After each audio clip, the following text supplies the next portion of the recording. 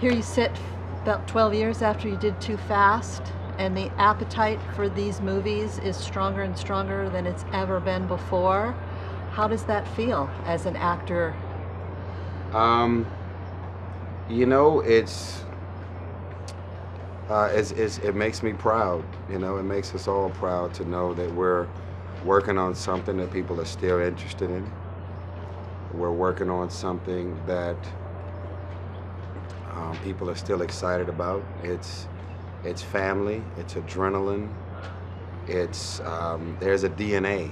There's a furious, Fast and the Furious DNA, and the writers and producers and executives at Universal, along with us as the actors and people that are involved in this, we have figured out a DNA, and we're running with this thing.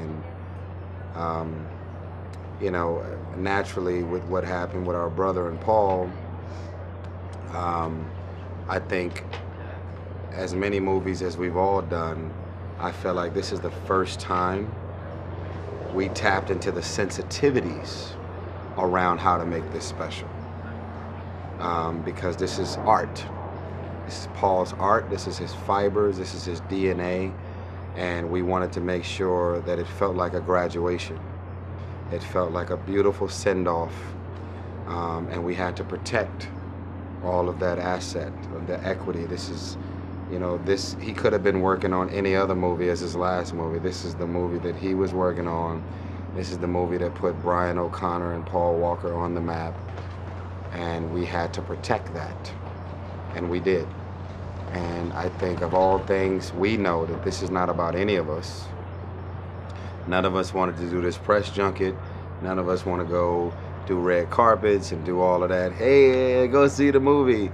But we're doing it on behalf of Paul. And we know that the world is going to be very, very proud of how we protected Brian O'Connor and Paul. And to send this out there, it's just beautiful.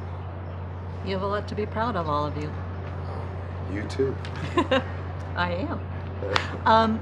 Watching Roman grow all these years and develop an arc and change, what's that been like for you? Do you enjoy that process? You know, I think I'm very grateful to John Singleton. My first movie was Baby Boy. My second movie ever was Too Fast, Too Furious. And John said to me, we're going to make sure that the world knows you're funny.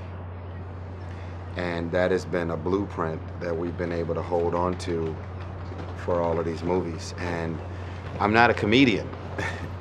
And so I think the way we play it is we play it serious.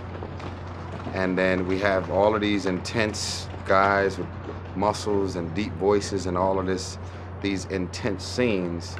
And so my character, along with Chris, Ludacris, and Tej, were able to like find funny moments and moments that otherwise might be very intense and over the top and serious. So, and you know what we found in this one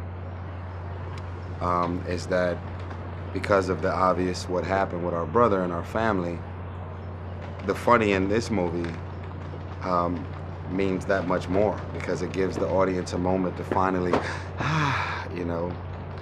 So we're excited. I mean, every fan around the world, we just know that it's not about money, it's not about a call sheet, it's about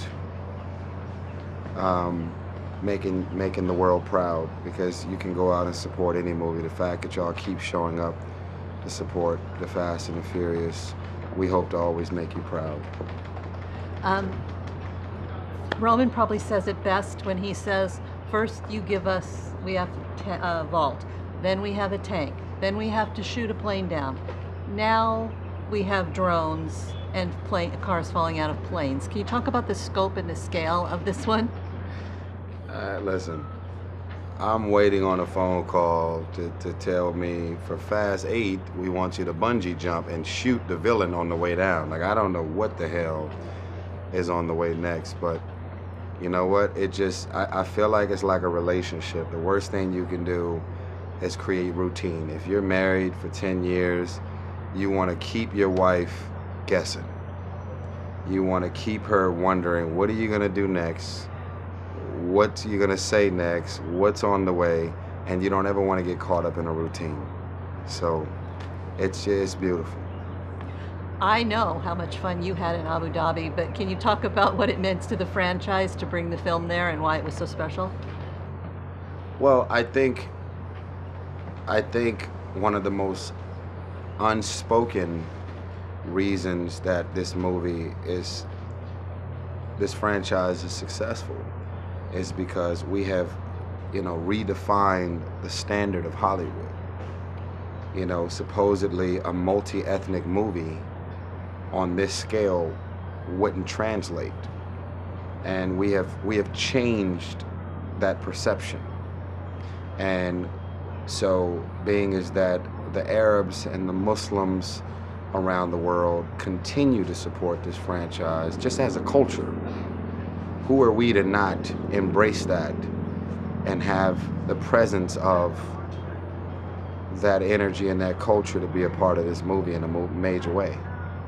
And it was a very proud moment for me because I went to Dubai, to bring in my 35th birthday, and I finally found my smile.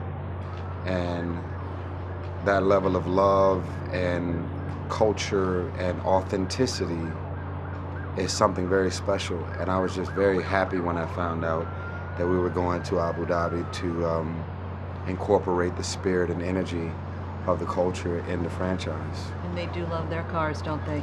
Oh my. Are you as excited as the rest of the world is waiting for this film to be released, for people to be able to see it and embrace it? Oh, every bit of it.